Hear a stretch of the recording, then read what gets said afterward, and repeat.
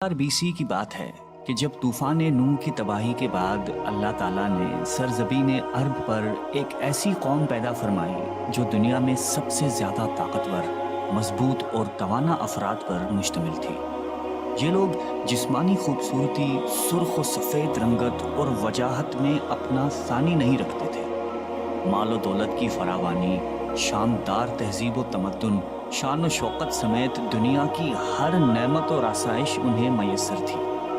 कुरान करीम में इरशाद बारी ताला है कि उन जैसी कोई और कौम और मुल्कों में पैदा नहीं की। कौम आद के मुतालिक तफसील सिवाय कुरान करीम के किसी और मजहबी या कदीमी तारीखी कुतुब में नहीं मिलती। इसलिए इस कौम की हालत का नक्शा या कुरान करीम के ज़रिए बन सकता है या फिर उन असरियात के ज़रिए जो मुहक्किकीन इल्म आसार ने उनके बारे में हासिल की है। मौरखीन लिखते हैं कि आद नाम का एक शख्स हज़रत नूह की चौथी नस्ल में उनके बेटे साम की औलाद में से था। चुनांचा उस शख्स की औलाद और उसकी पूरी कौम आद के नाम से मशहूर हो गई। वो अराबी थे जो बहुत लंबे और मजबूत सुतूनों पर कायम करदा आलीशान महलात में रहा करते थे। कुरान करीम ने उन्हें इरम ज़ातुल अमाद यानी सुतूनों वाले के नाम से याद किया है। इरम उनका बहुत खूबसूरत शहर था जिसके आसार 1984 में खिलाई शटर चैलेंजर की मदद से दरियाफ्त किए गए हैं। ये इलाका आजकल अमान का हिस्सा है। बहरिया अरब और बहरे अहमर के दरमियान अमान, हज़रमौत, बहरीन और मगरबी यमन तक एक वसी सहरा है जिसे सहराए अल-हक़ाफ़ कहते हैं। ये दुनिया के अजीम सहराओं में से एक है जिसका रुकबा एक मुहतात अंदाजे के मुताबिक 65 लाख मुरब्बा मीटर है। इस सहरा में सफ़ेद और बारीक रेत के हज़ारों फुट ऊंचे पहाड़ नुमा टेले हैं जहाँ कोई भी चीज़ फेंकी जाए तो मिनटों में गायब हो जाती है। किसी ज़माने में ये दुनिया का सरसब्ज़ व शादाब इलाका था और वहाँ ये कौम आद आबाद थी। आज ये भयानक सहरा अल्लाह ताला की खुली निशानियों में से एक और अहले ज़मीन के लिए जाए इबरत है। कुरान करीम में इरशाद बारी ताला है कि वो इरम जो सुतूनों वाले थे जिनकी मानंद कोई कौम मुल्कों में पैदा नहीं की गई। बाज़ मुफस्सिरीन ने लिखा है कि इरम आद के दादा का नाम था जैसा कि उनके शजरा नसब में बयान किया गया था। डॉक्टर इसरार अहमद तहरीर फरमाते हैं कि आम मौरखीन का ख्याल है कि इरम कौम आद के शाही ख़ानदान का लक़ब था। हालिया दौर में एक शहर के जो ज़ेरे ज़मीन आसार दरियाफ्त हुए हैं उनसे पता चलता है कि उस शहर के फसील पर 30 सुतून या मीनार बनाए गए थे। कहा जाता है कि ये शहर शद्दाद ने खुसूसी एहतमाम के साथ बसाया था जो उस कौम का बहुत बड़ा बादशाह था। क़ामत और जिस्मानी क़ुव्वत के लिहाज से दुनिया में उसका कोई सानी पैदा नहीं हुआ। इस तरह इस कौम ने जिस मयार और जिस अंदाज की तामीरातें की, ऐसी तामीरात उससे पहले दुनिया में कभी किसी कौम ने नहीं की। शायद उसी लिए ये जगह शद्दाद की जन्नत अर्ज़ी के नाम से तारीख़ में मशहूर है, ताकि लोग आखिरत की जन्नत के बदले इस नक़द जन्नत को अख्तियार कर लें। मगर जब ये आलीशान महलात तैयार हो गए और शद्दाद ने अपने रूसाए ममलिकत के साथ उसमें जाने का इरादा किया तो उन पर अल्लाह ताला का अजाब नाजिल हुआ और वो सब हलाक हो गए और वो महलात भी मिस्मार हो गए। इस एतबार से इस आयत में कौम आद पर आई एक ख़ास अजाब का जिक्र हुआ है जो शद्दाद बिन आद और उसकी बनाई हुई जन्नत पर नाजिल हुई।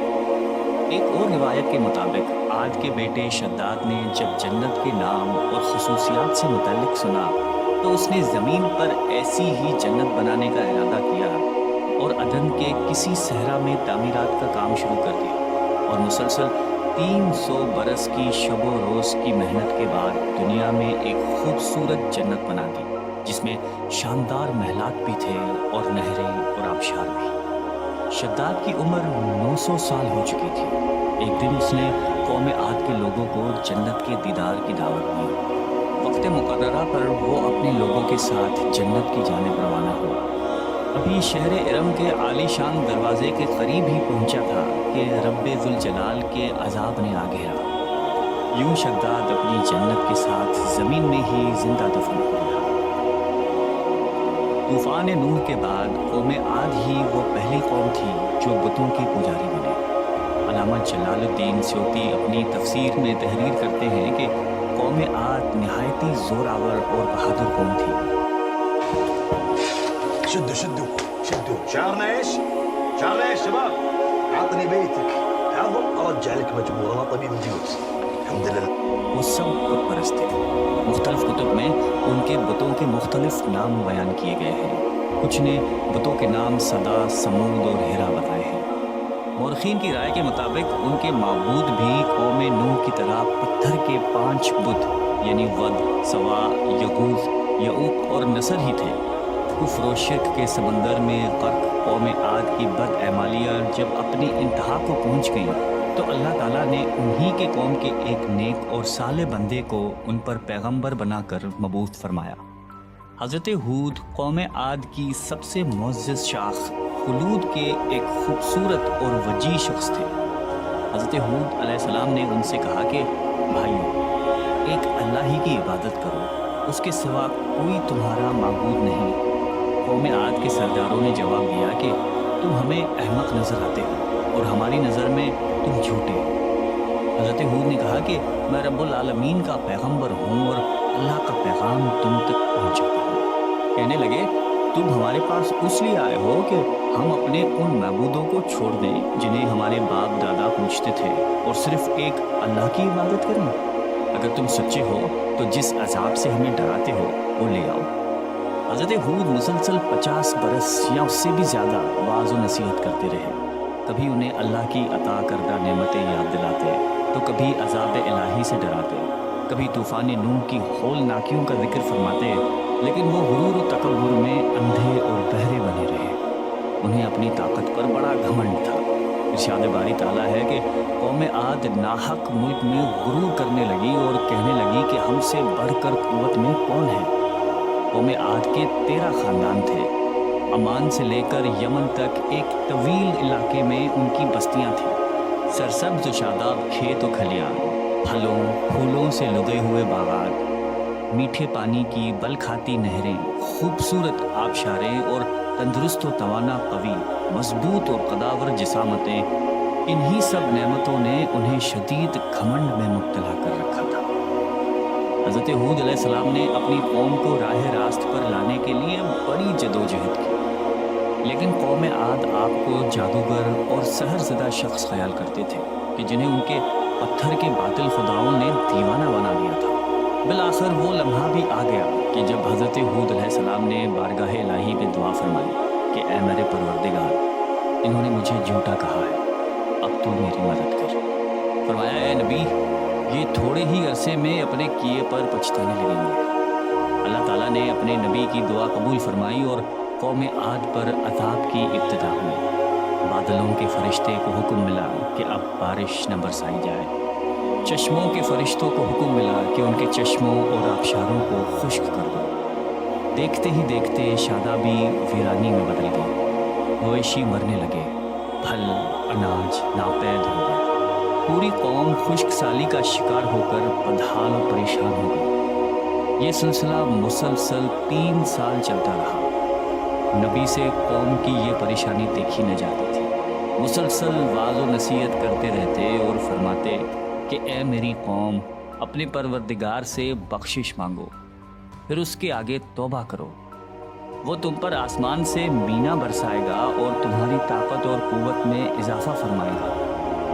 कहने लगे, हूद, तुम हमारे पास कोई दलीलें ज़ाहिर नहीं लाए।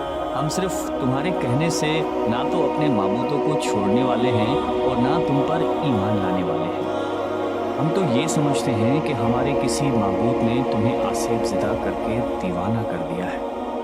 उस ज़माने में ये दस्तूर था कि कौमों को जब कोई मुश्किल आ घेरती तो वो बैतुल्लाह शरीफ जाकर अल्लाह के आगे आगुजारी करते और उनकी मुश्किल रफ़ा हो जाती। यानी काफिर कौमें भी इस हकीकत को तस्लीम करती थीं कि इस अर्ज़ो समा की मालिक एक लाफानी क़ुव्वत मौजूद है। चुनांचे कौम आद के 70 सरकर्दा अफराद मक्का मुकर्रमा पहुँचे, जहाँ मुआविया बिन बकर की हुकूमत थी। मुआविया की माँ का ताल्लुक़ कौम आद से था। मुआविया ने उनकी खूब आवभगत की। वो लोग 1 माह तक वहाँ रहे और बारिश के लिए दुआएं मांगते रहे। دعا کروانے والے سردار کا نام قیل بن عمبر تھا۔ اللہ تعالیٰ نے ان پر 3 رنگوں کے بادل بھیج دیے، سفید، سرخ اور سیاہ۔ پھر آسمان سے ندا آئی کہ ان میں سے ایک کو منتخب کرو۔ قیل نے سیاہ بادل کو پسند کر لیا کیونکہ وہ خوب بارش برسانے والا تھا۔ پھر ندا آئی کہ تو نے ہلاکت اور تباہی کو پسند کر لیا ہے۔ چنانچہ اللہ تعالیٰ نے سیاہ بادلوں کو قوم عاد کی جانب ہانک دیا، جسے دیکھ کر پوری قوم خوشی کے شادیانے بجانے لگے۔ ارشاد باری تعالیٰ ہے کہ جب انہوں نے اس عذاب کو دیکھا جو بادل کی صورت میں ان کے میدانوں کی طرف آ رہا تھا، تو کہنے لگے یہ تو بادل ہے جو ہم پر برس کر رہے گا۔ تو اللہ تعالیٰ نے فرمایا نہیں، بلکہ یہ وہ چیز ہے جس کے لیے تم جلدی کرتے تھے، یعنی آندھی جس میں درد دینے والا عذاب بھرا ہوا ہے۔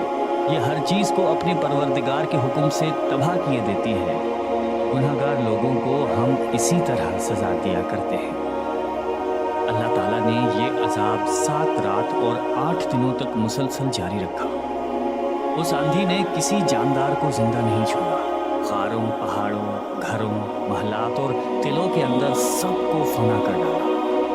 حضرت ابن عمر رضی اللہ تعالیٰ عنہ سے مروی ہے کہ آپ علیہ السلام نے فرمایا کہ وہ آندھی جس کے ذریعے قوم عاد ہلاک ہو گئی تھی، اللہ تعالیٰ نے ان کے اوپر صرف انگوٹھی جتنی جگہ کی مثل ہوا کھولی تھی۔ اللہ تعالیٰ نے اس خوفناک آندھی سے حضرت ہود علیہ السلام اور ان کے ساتھیوں کو محفوظ رکھا۔ ایک مرتبہ حضرت عائشہ صدیقہ رضی اللہ تعالیٰ عنہا نے آپ علیہ السلام سے دریافت کیا کہ یا رسول اللہ، لوگ تو بادل دیکھ کر خوش ہوتے ہیں کہ اب بارش ہوگی، لیکن آپ کے چہرے مبارک پر تشویش کے آثار نظر آتے ہیں۔ آپ علیہ السلام نے فرمایا کہ عائشہ، اس بات کی کیا ضمانت ہے کہ اس بادل میں عذاب نہیں ہوگا، جبکہ قوم عاد ہوا کے عذاب سے ہلاک کر دی گئی تھی۔ اس قوم نے بھی بادل دیکھ کر کہا تھا کہ یہ بادل ہے جو ہم پر بارش برسائے گا۔ پروردگار عالم نے قرآن کریم میں قوموں کی تباہی کے جو واقعات فرمائے ہیں، ان کا اصل مقصد یہی ہے کہ امت مسلمہ ان سے سبق حاصل کرے۔ اللہ نے قوم عاد کو طاقت و قوت، مال و دولت، شان و شوکت سمیت دنیا کی ہر نعمت عطا فرمائی، لیکن جب اس نے نافرمانی کی اور اپنے نبی کی بات ماننے سے بار بار انکار کیا تو اللہ تعالیٰ نے اسے نیست و نابود کر دیا۔ ہم سب کو بھی انفرادی اور اجتماعی طور پر اپنے روزمرہ کے معاملات کا جائزہ لیتے رہنا چاہیے کہ کہیں ہم جان بوجھ کر یا انجانے میں اللہ اور اس کے نبی علیہ السلام کی نافرمانی کے مرتکب تو نہیں ہو رہے۔ آئیے ہم سب دعا کرتے ہیں کہ اللہ تعالیٰ ہم سب کو قلب سلیم عطا فرمائے اور قرآن اور حدیث پہ چلنے کی توفیق عطا فرمائے۔ آمین۔ ہیلو جی، کیا آپ کو بھی